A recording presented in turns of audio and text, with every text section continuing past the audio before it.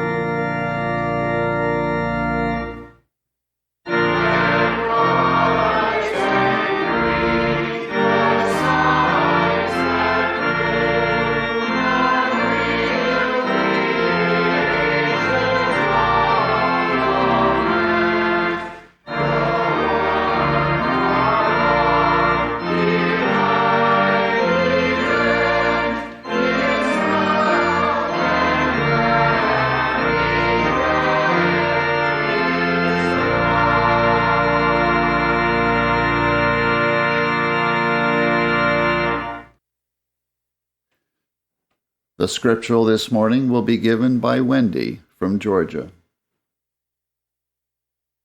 I will read from Isaiah. Fear thou not, for I am with thee. Be not dismayed, for I am thy God. I will strengthen thee. Yea, I will help thee.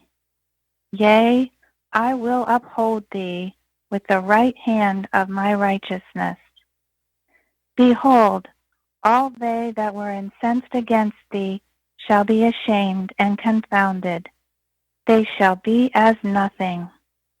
Behold, I will make thee a new sharp threshing instrument having teeth.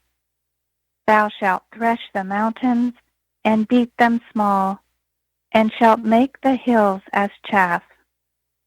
Thou shalt fan them, and the wind shall carry them away, and the whirlwind shall scatter them. And thou shalt rejoice in the Lord, and thou shalt glory in the Holy One of Israel. Remember the former things of old, for I am God, and there is none else. I am God, and there is none like me, declaring the end from the beginning, and from ancient times the things that are not yet done, saying, My counsel shall stand, and I will do all my pleasure. I will bring near my righteousness. It shall not be far off, and my salvation shall not tarry.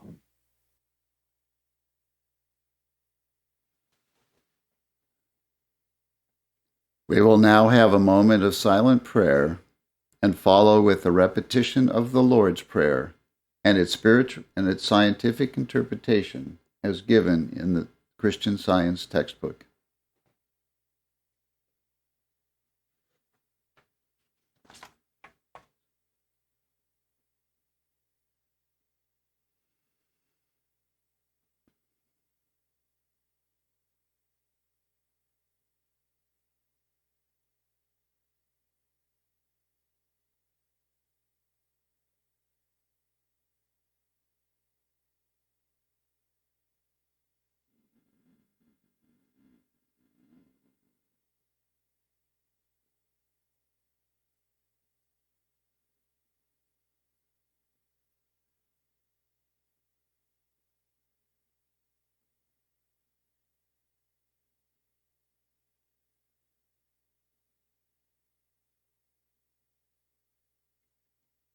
Our Father, which art in heaven, our Father, Mother, God, all harmonious, hallowed be thy name.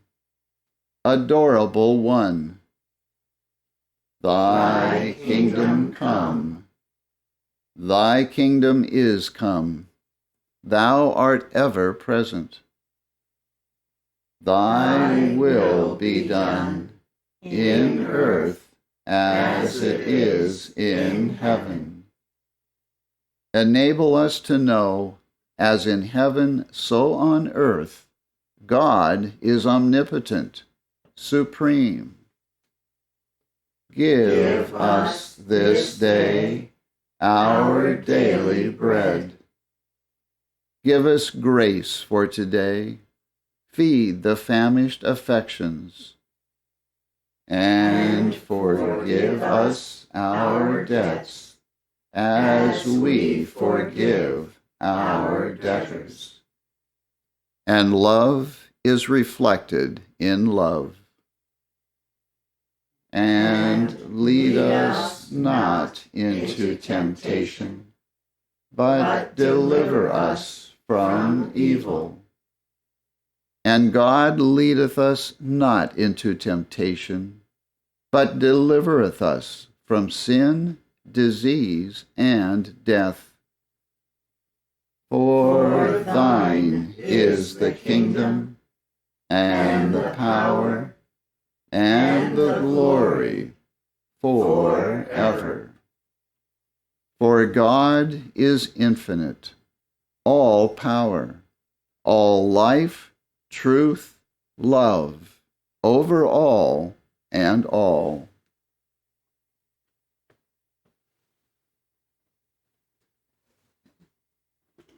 Let's now sing hymn number 144.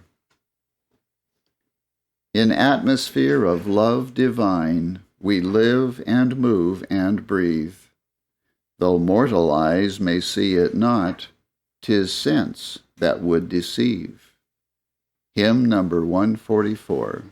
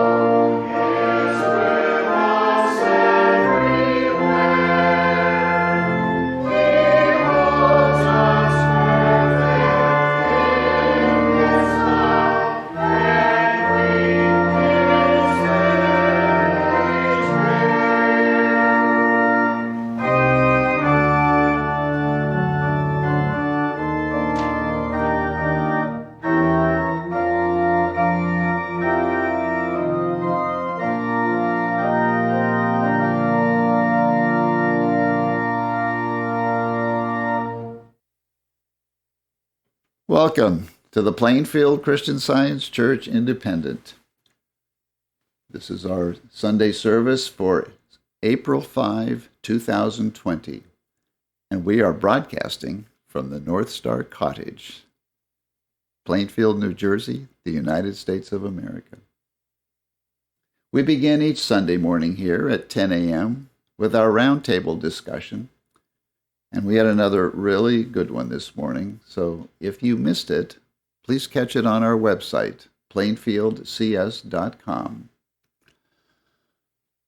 We have a Sunday school every Sunday at 11 a.m., and that Sunday school has a teleconference number of its own so that any child anywhere in the world can attend just by dialing the number. So if you don't live in the area and you have a child of Sunday school age, please call us. We'll be happy to give you the number and would welcome your child to our Sunday school. We also have one of our many websites dedicated to children, and that can be found, there is a link to it on our website. So if your child is home from school, log on to the children's website. You'll be glad you did. We have a testimony meeting every Wednesday evening at 8:15, where you can hear testimonies of healings and lives saved through the study and practice of Christian Science. And we have a nursery available for the infants and the toddlers at all of our services.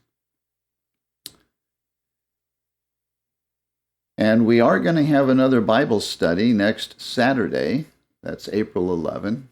So check the website for study questions, and please join us. That'll be next Saturday, April 11 at 10 a.m. And we have been busy printing. We printed and mailed a new edition of Forum Highlights this week. And we will have more things coming soon. We also have many, many inspired articles on our website, one of which I would like to point out that is featured on the cover page of our website, entitled Belief of Invasion by Mildred LeBlond. I would encourage everyone to read that. It's short and to the point, but very useful and very appropriate for today. Everyone is welcome here, and that includes all of you who are listening and participating from around the world. Now we will have the reading of a testimony from Miscellaneous Writings, which attests to the healing power obtained by studying the Christian Science textbook. And that reading will be given this morning by Karen from California. Page 429. Some of the experiences given in the journal have been so helpful to me. I have been moved to give its readers a little experience of my own, which occurred when I first began the study of science and health with Key to the Scriptures. I had already been healed of sick headache almost instantly by declaring that I was God's child. And as God is perfect, his child must be perfect also. This had given me great happiness and a quiet, peaceful state of mind I never had known before. My family did not seem to see anything good in Christian Science, but to me, it was sacred. One Monday morning, I awoke feeling very ill indeed. The morning was warm and sultry. I thought I certainly could not wash that day, but when I went downstairs, I found my daughter had made preparations for such work. I thought, well, if she feels like washing, I will not say anything. Perhaps I shall get over this. After breakfast, I went about my work, thinking I could lean against the tub and wash with some ease than I could do up the morning work. I tried to treat myself as I had done before, tried to realize that all is mind, there is no matter, that God is all, there is nothing beside him, but all to no purpose. I seemed to grow worse all the time. I did not want my family to know how badly I was feeling, and it was very humiliating to think that I must give up and go to bed. All at once, these questions came to me as though spoken by someone taking me away from my line of thought entirely.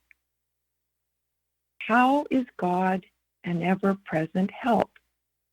How does he know our earnest desires? Then, without waiting for me to think how, the answer came in the same way. God is conscious mind. Instantly the thoughts came. Is God conscious of me? Can I be conscious of him? I was healed instantly. Every bad feeling was destroyed. I could see that the morning had not changed a particle, but I was oblivious of the weather. It did not seem that I had anything more to do with that washing.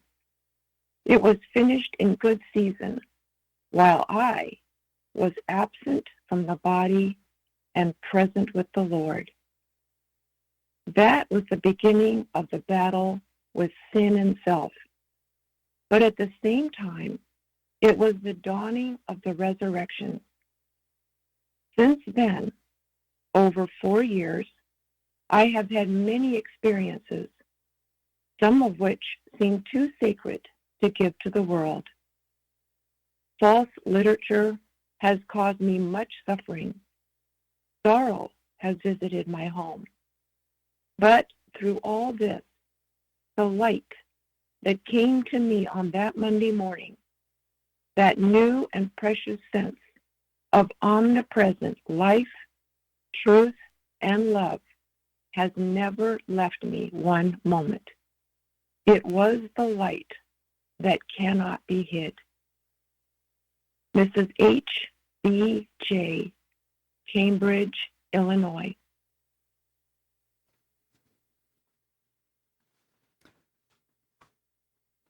The lesson sermon for this morning can be found on page 2 of the Independent Christian Science Quarterly. Subject, Unreality.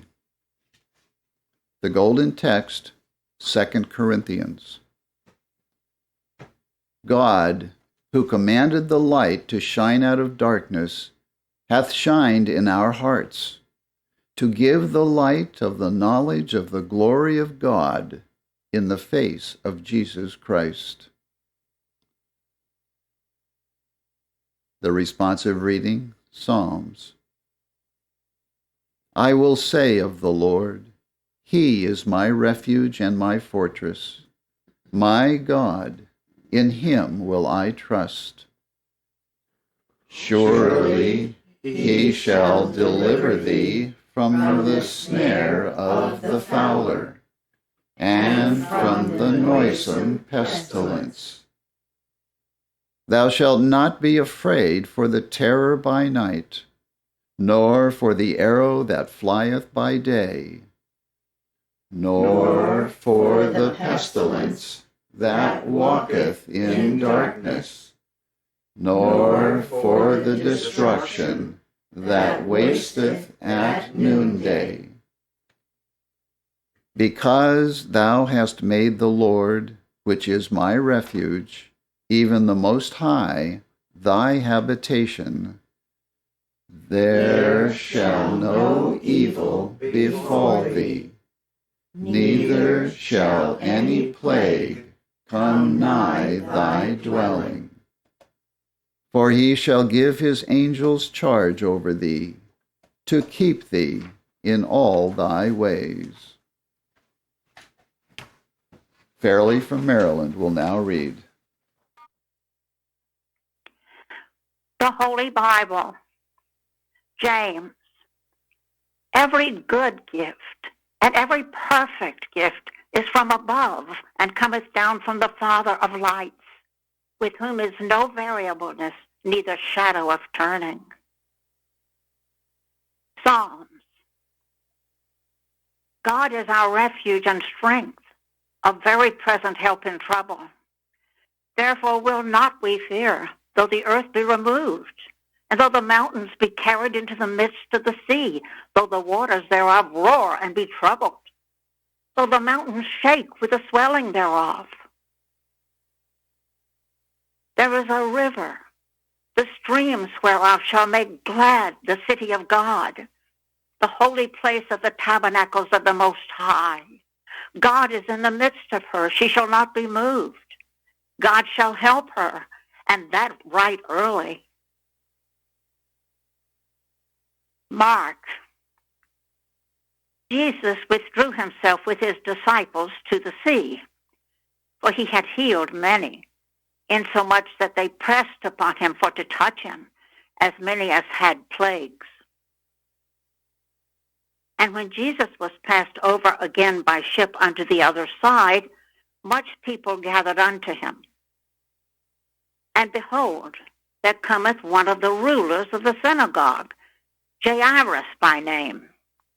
And when he saw him, he fell at his feet and besought him greatly, saying, My little daughter lieth at the point of death. I pray thee, come and lay thy hands on her, that she may be healed, and she shall live. While he yet spake, there came from the ruler of the synagogue's house certain which said, Thy daughter is dead. Why troublest thou the master any further? As soon as Jesus heard the word that was spoken, he saith unto the ruler of the synagogue, Be not afraid, only believe.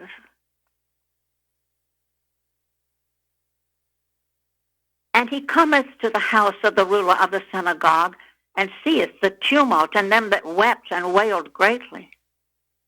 And when he was come in, he saith unto them, Why make ye this ado and weep? The damsel is not dead, but sleepeth. And they laughed him to scorn. But when he had put them all out, he taketh the father and the mother of the damsel and them that were with him, and entereth in where the damsel was lying. And he took the damsel by the hand and said unto her, Damsel, I say unto thee, arise. And straightway the damsel arose and walked, for she was of the age of 12 years.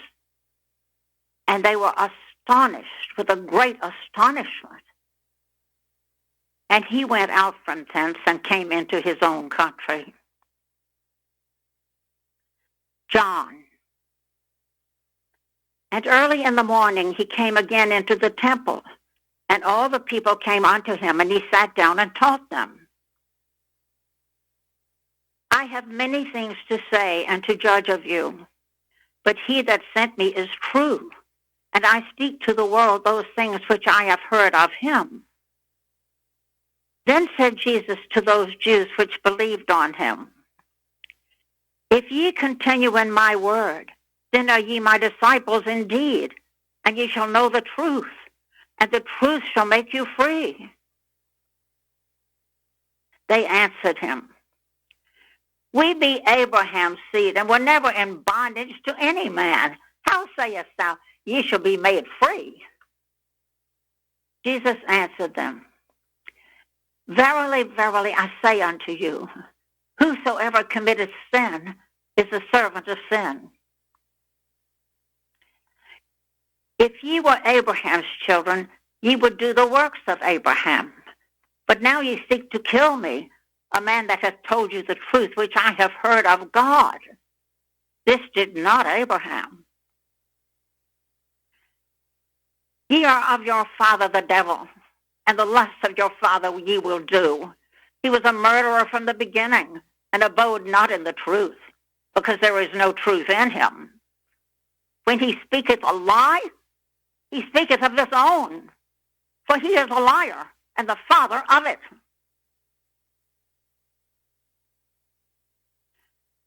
Your father Abraham rejoiced to see my day, and he saw it and was glad.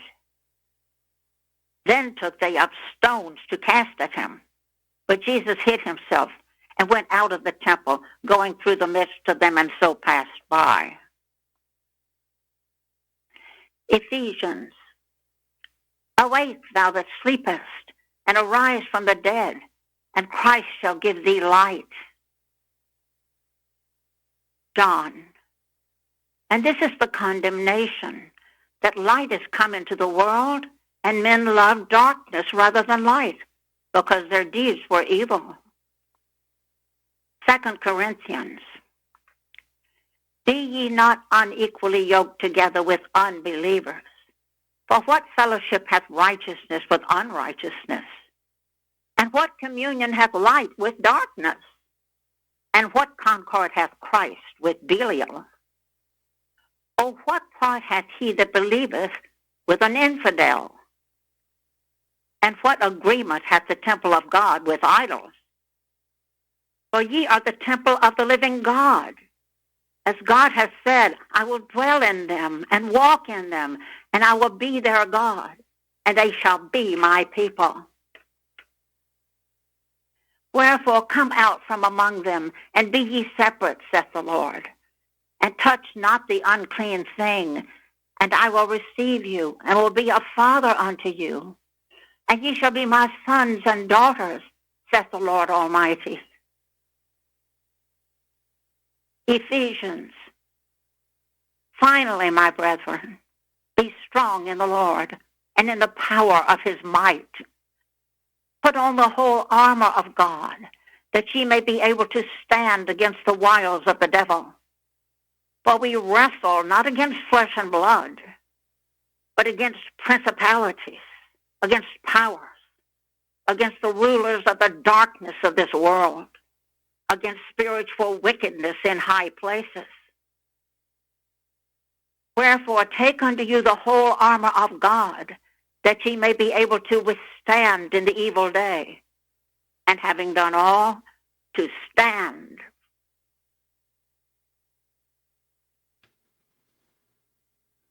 Amanda from Missouri will now read.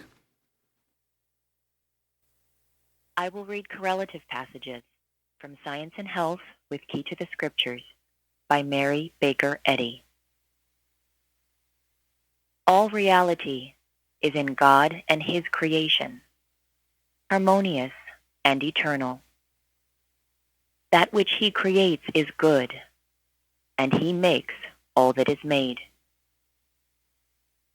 To grasp the reality and order of being in its science, you must begin by reckoning God as the divine principle of all that really is. Spirit, life, truth, love combine as one, and are the scriptural names for God. All substance, intelligence, wisdom, being, immortality, cause, and effect belong to God. These are his attributes, the eternal manifestations of the infinite divine principle, love. No wisdom is wise but his wisdom. No truth is true. No love is lovely. No life is life but the divine. No good is but the good God bestows. There is but one primal cause. Therefore, there can be no effect from any other cause, and there can be no reality in aught which does not proceed from this great and only cause.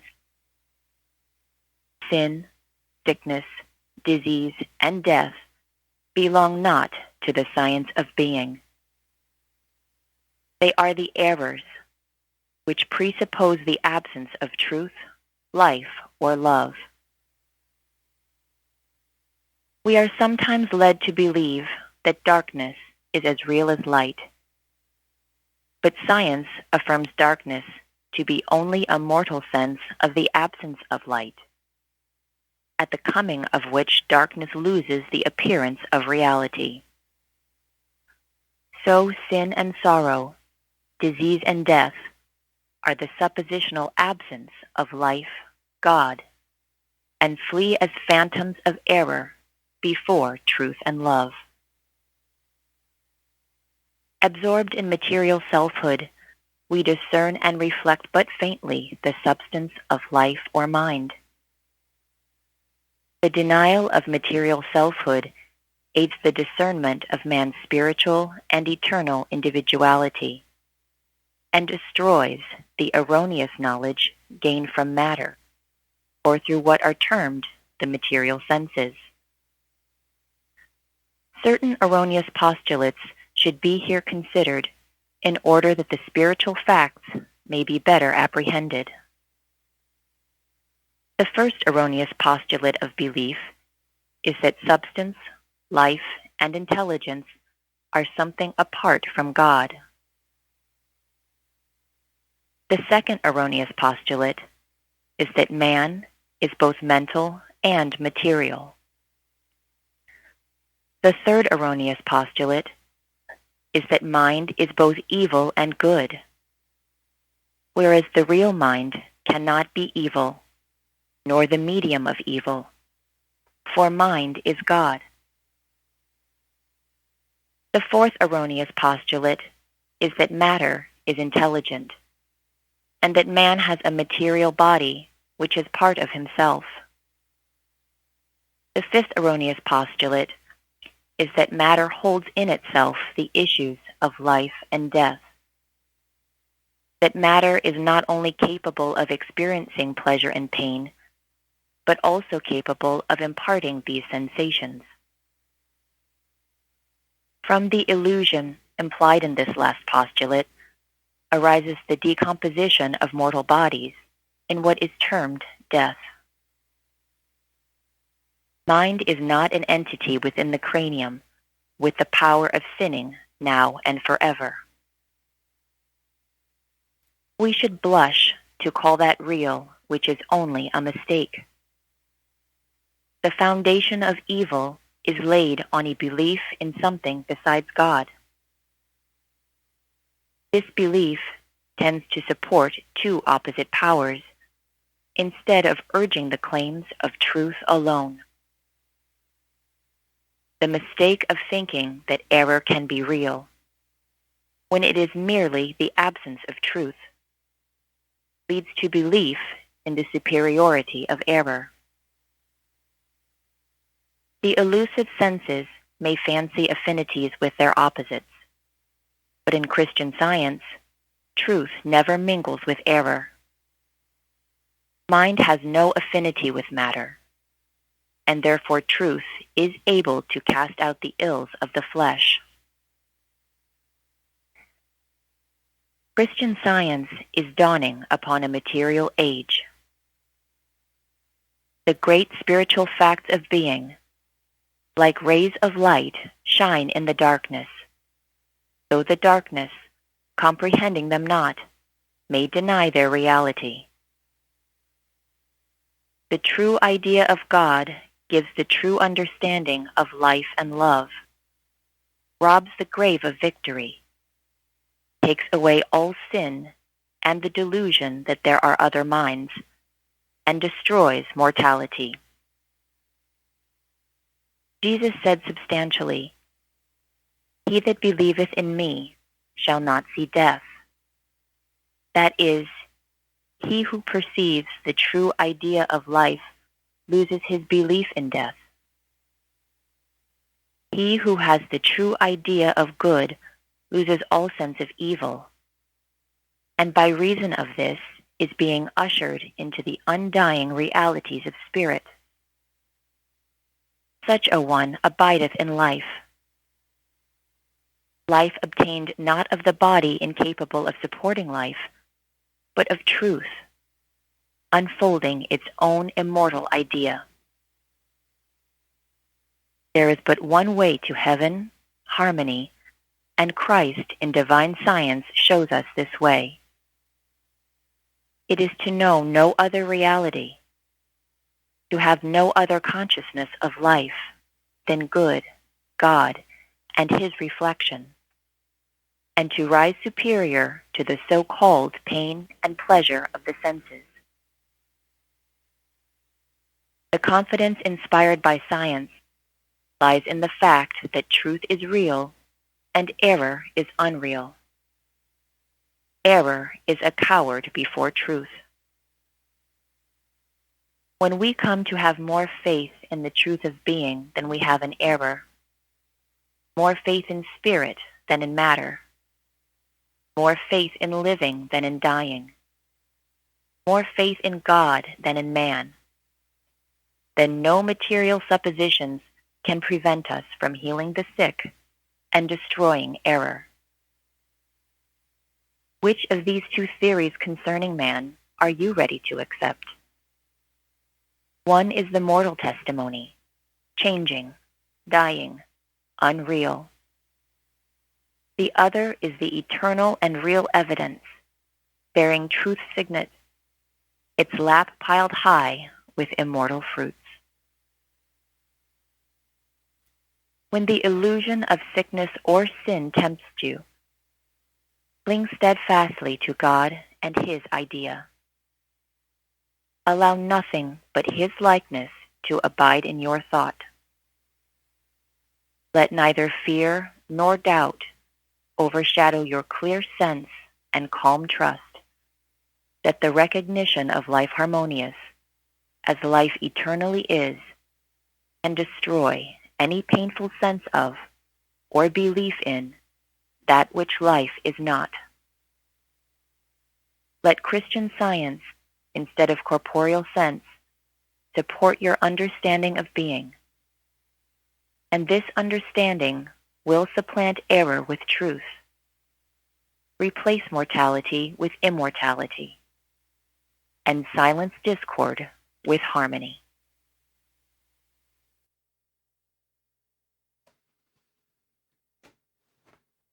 We will now have a moment of silent prayer for our world.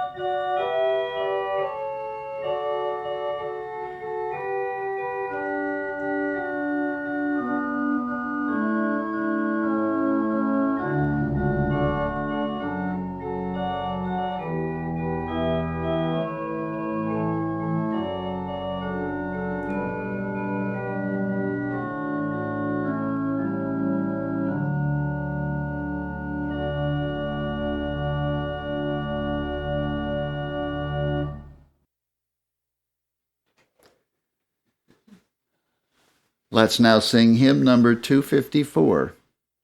The words of this hymn are by Mary Baker Eddy. O'er waiting harp strings of the mind there sweeps a strain, low, sad, and sweet, whose measures bind the power of pain, and wake a white-winged angel throng of thoughts, illumed by faith and breathed in raptured song, with love perfumed. Hymn number 254.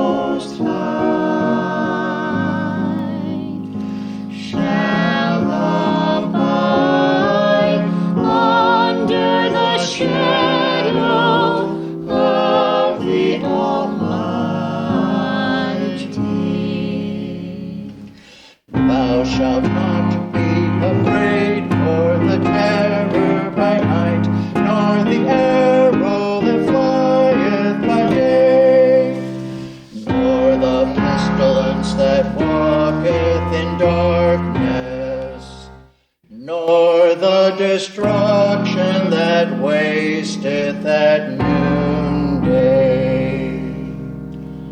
Because thou hast made the Lord, which is my refuge, even the Most High, thy habitation, there shall no evil befall thee, neither shall any plague come nigh thy dwelling.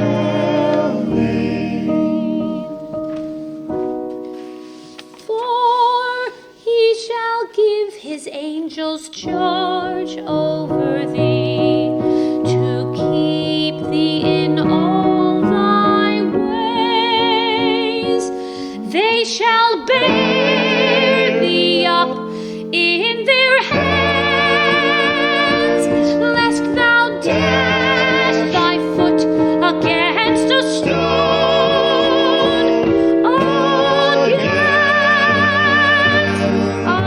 Against a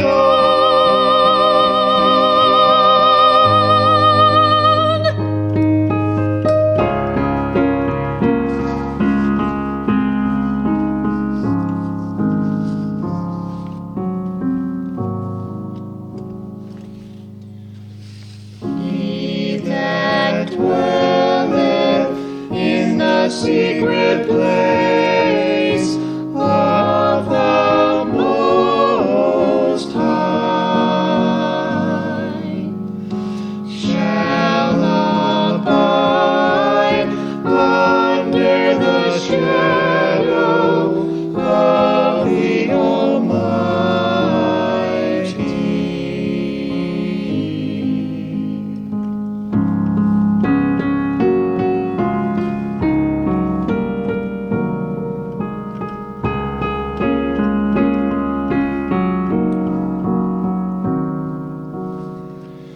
He shall abide under the shadow of the Almighty.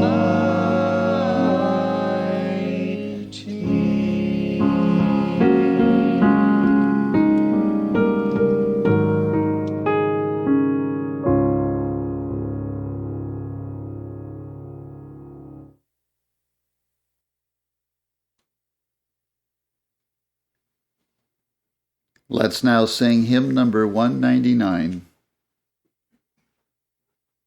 Now thank we all our God with grateful hearts and voices, who wondrous things hath done, in whom the world rejoices, who from the days of yore hath blessed us on our way with countless gifts of love, and still is ours today. Hymn number 199.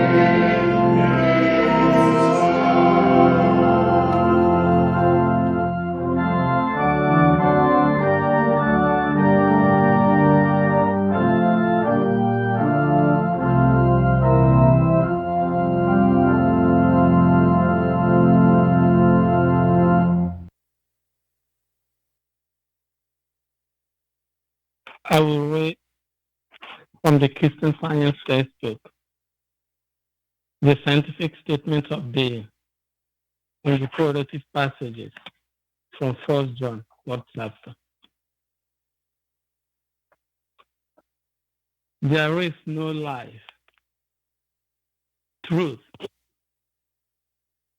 intelligence, nor substance in matter, or its infinite mind, and its infinite manifestation. For God is all in all. Spirit is immortal truth. Matter is mortal error. Spirit is the real and eternal. Matter is the unreal and temporal. Spirit is God, and man is his image and likeness. Therefore, man is not material. He is spiritual.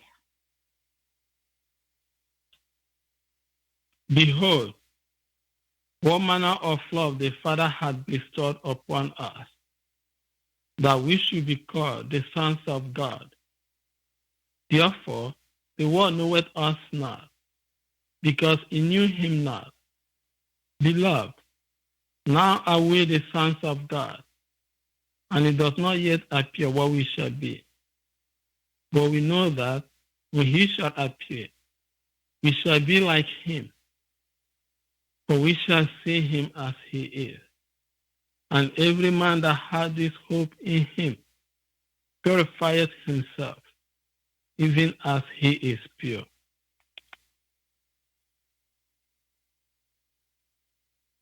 Isaiah,